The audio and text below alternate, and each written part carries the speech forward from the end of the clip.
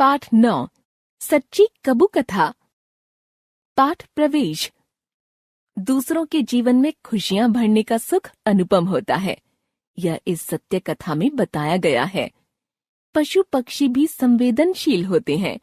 वे भी मानवीय व्यवहारों जैसे मिल बैठकर बातें करना, अपने से शक्तिशाली से भय, उदासीनता जैसे भाव दिखाने आदि में निपुण होते हैं। प्रस्तुत पाठ में कबू नाम का एक कबूतर है जिसे लेखक स्वतंत्र जीवन का आनंद देना चाहते हैं, लेकिन कबू उनके प्रेम बंधन की वजह से जा ही नहीं पा रहा। इससे सिद्ध होता है कि प्रेम का बंधन सुखकर होता है। इंदौर के चिड़ियाघर के दक्षिण में कोई दर्जन भर बहुमंजिली इमारतों की एक कतार है। इन इमारतों की सारी मंजिलों की मुंडेरें आपस में मिला दी जाएं तो सहज ही 1 मील भर लंबी बन पड़ेंगी। ये सब कबूतरों से भरी रहती हैं। इस इलाके का नाम नौलखा है। कहा जाता है कि कभी यहाँ आम के इतने पेड़ थे कि एक वर्ष 9 लाख कैरियां गिरीं। तब से इसका नाम नौलखा हो गया। तब 9 लाख कैरियां हुई हों ना हुई हों, आज यहाँ 9 लाख कबूतर अवश्य बसते होंगे। एक मुंडेर पर 4-5 किशोर कबूतर बैठे गपिया रहे हैं। किशोर ऐसे कि आकार में वे बड़े हो चुके हैं, मगर उड़ने में कुछ कमजोर हैं। ये आसानी से पतंग के मांझे या केबल टीवी की आड़ी तिरछी तारों से टकरा जाते हैं। अचानक एक कबूतर ने खतरे की आवाज निकाली और फड़फड़ाकर सारे कबूतर मुंडेर छोड़कर उड़ गए। इस गप गोष्ठी में किसी का ध्यान ही नहीं गया कि कब एक बिल्ला बहुत पास आ गया था। मुंडेर पर बस मुटियाया हुआ कबूतर बचा था। उसे बिल्ले का जरा भी डर नहीं लगा। उससे तो शायद शेर भी डरता था। अप्रैल के दिन थे, गर्मी बहुत तेज थी। दोपहर 12 बजे मैं डाक लेने के लिए बाहर निकला। दरवाजे के पास केसरी फूलों की बेल के नीचे पंखों का एक गुच्छा पड़ा दिखाई दिया। रंग तो कबूतरों जैसा था, परंतु न सिर दिखाई दे रहा था न पैर। पास गया तो वह कबूतर पंख फड़फड़ाने लगा। घायल था, गर्म हवा की चपेट में आकर गिरा था। गर्मी के मौसम में अक्सर ऐसे पक्षी हमारे बगीचे में गिरते रहते हैं। 2 घड़ी नीम की ठंडी छाया में आराम कर उड़ जाते हैं। मैं उस कबूतर को अंदर ले आया, उसके चेहरे पर पानी का फव्वारा किया और एक टोकरी में रख दिया। उसके सामने खाने के लिए चावल के दाने डाल दिए। दोपहर निकल गई, शाम हो गई।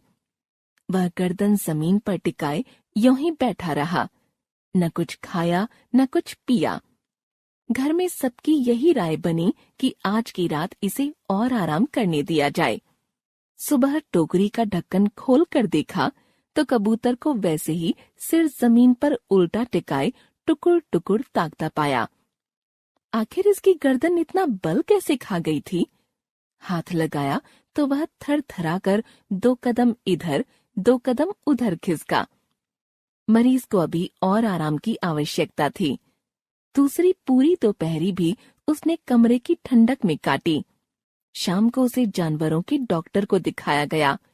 लू लगने के अलावा गर्दन टेढ़ी होने के मर्ज का डॉक्टर ने कुछ तकनीकी नाम बताया। एंटीबायोटिक दवा और न्यूरोबियॉन की पर्ची लिख दी। अगले 3 दिन हम सुबह शाम गोली के टुकड़े आधा चम्मच पानी में घोलकर ड्रॉपर से कबूतर की चोंच में उतारते रहे। घर के तीनों लोगों के लिए जुटना पड़ता। इससे कबूतर कुछ संभला और खाने पीने लगा। हमारे पास जाने पर वह दूर भागता। ऐसे में एक दिन समझ में आया कि उसके पंखों में भी चोट लगी है। डॉक्टर की सलाह पर तीमारदारी का नया सिलसिला शुरू हुआ। कबूतर को हमारे घर में रहते रहते 2 सप्ताह से ऊपर हो गए थे। 3 मनुष्य, 1 अल्सेशियन कुतिया और 5वां यह पक्षी। सुबह शाम जब हम बगीचे में बैठकर चाय पीते, तब कबूतर को टोकरी खोलकर खुले आसमान के नीचे रख देते। वह उड़ता नहीं, गर्दन टेढ़ी कर देखता रहता। वैसे अब उसकी गर्दन सीधी रहने लगी थी। उसे नाम दिया गया कबू। घर के अंदर कबू को बगीचे की जालीदार खिड़की में छोड़ दिया जाता ताकि वह पेड़ पौधे, आकाश और दूसरे पक्षियों को देख सके। शुरू में कुछ दिन उसे केवल चावल की चूरी खाने के लिए दी, फिर ज्वार और बाजरा दिया। इंटरनेट पर खोजने से पता चला कि कबूतर सूखे मटर भी पसंद करते हैं, मगर इस कबूतर को उस बात का पता नहीं था। भुने चने, टोस्ट बिस्किट, दूध रोटी भी उसने ना कर दी, अलबत्ता खड़े मूंग चाव से खाए।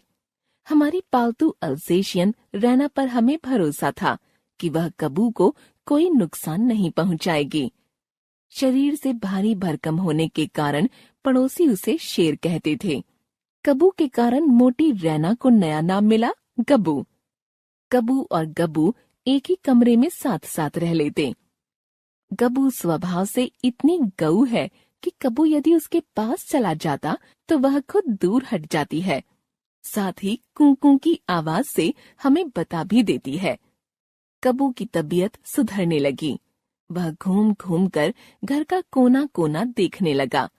कभी वह बैठक की गद्देदार कुर्सी पर बैठा मिलता तो कभी पीछे के दरवाजे पर, कभी पंखे पर जा बैठता तो कभी खुली अलमारी के भीतर।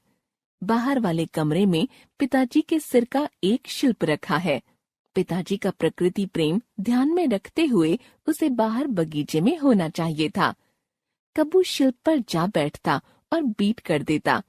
सिर पर कबूतर की बीट शायद हर उस मूर्ति के लिए आवश्यक संस्कार है जिसे खुले आकाश के नीचे लगाया जाता है। कबू ने यह कसर पूरी कर दी। घर आने वालों को कबूतर से सबसे पहले मिलवाया जाता। जो लोग कैमरा रखने का शौक रखते वे इसकी तस्वीर जरूर लेते। कबू अब एकदम स्वस्थ था। वह उड़ता कम और चलता अधिक था। पीछा करने पर वह तेज चाल से यहाँ वहाँ दुबकता फिरता। उड़कर यदि किसी ऊंची जगह बैठ जाता तो पूरा दिन भूखा प्यासा बैठा ही रहता जब तक ऊपर चढ़कर उसे नीचे उतार न लिया जाए। हमारे साथ रहते रहते उसे 6 सप्ताह हो गए थे। वह गर्मियों में आया था और अब वर्षा आ गई थी। एक खुशनुमा दोपहर जब वर्षा आकर थम गई थी, हमने उसे विदा कहने का तय किया। उसकी टोकरी खोलकर बगीचे में रख दी। दूर बरामदे में बैठकर हम देखते रहे कि वह अब उड़ा तब उड़ा। 15 मिनट बाद कबू टोकरी से बाहर आया, फिर पंख खोलने, गर्दन मटकाने के बाद धीरे से जमीन पर उतर आया और बगीचे में टहलने लगा। समय बीतता गया।